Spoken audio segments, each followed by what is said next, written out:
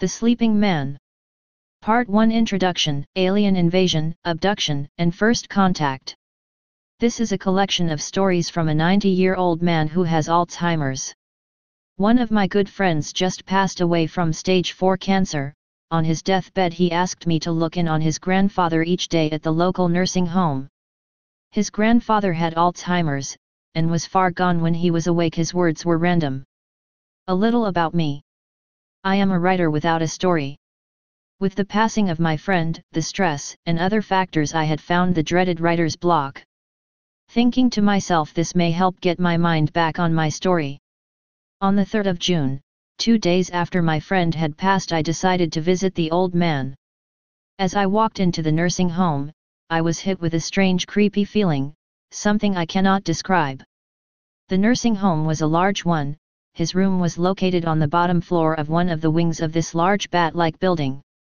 Entering the elevator, I was met with a stall burst of cold air. As I was looking at the old round elevator buttons, I wondered how many times they cleaned them. They looked dirty, or were they just stained with age? Hitting the old basement button on the keypad, a young lady stepped in. Normally I would not make note of this, but she was dressed funny. She had the look of a nurse from the 1950s. Thinking to myself, she must be some teenager into rockabilly or some other fashion that had pasted me by. Now that I think about it, she never pressed a key on the keypad.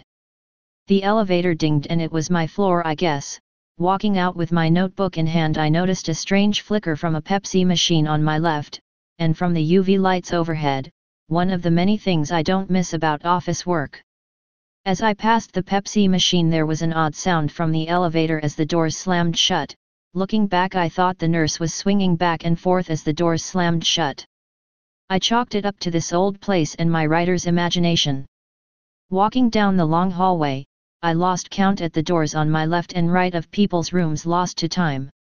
And then I was at the room 108. I knocked and entered to find the old man rambling words that only could make sense to him. I pulled up an old chair. The old man begins to stop talking. After a few moments I looked up from my notebook and found him to be asleep. Thinking to myself, I had only been here 5 minutes, I had promised to stay an hour each time, but what was the use? Gathering my things, I got up to leave, when the old man started talking normal. Looking at him with amazement, I found to my surprise that he was still asleep.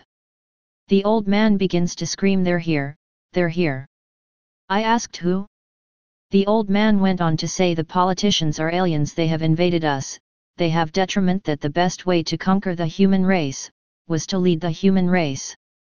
I wanted to laugh, but something told me to listen.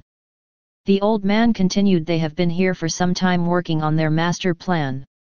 In the mid-1947 an extraterrestrial spaceship crash-landed at ranch near Roswell, New Mexico. There was no weather balloon. As the government went on about. I was there, I was on the ground. 2 of the extraterrestrial occupants had been recovered by the military, who then engaged in a cover-up. These were just hosts for some type of consciousness. This consciousness had invaded the men that collected the bodies of the dead extraterrestrial that laid near the craft. The men went on to have families, and this consciousness would jump to child. They had decided it was time. They decided the best way to take the world was to lead it. They started by setting plans in motion. They started the United Nations so they would have a voice that would affect all of the world powers. To complete their master plan, the old man said, each of them would have to run for president against each other, as elections were just too random, and it was better to hold all of the cards, so to say. The old man began to wake and started to talk random words once more. I thanked him for his conversation and promised I would be back the next day. On my way out there were no flickering lights and the Pepsi machine looked normal. Upon entering the elevator, there was an older lady dressed just like the First Lady, and once more she did not say a word. I quickly pressed the key on the keypad and began my trip out of the strange place that held the mind of a writer for a little over an hour.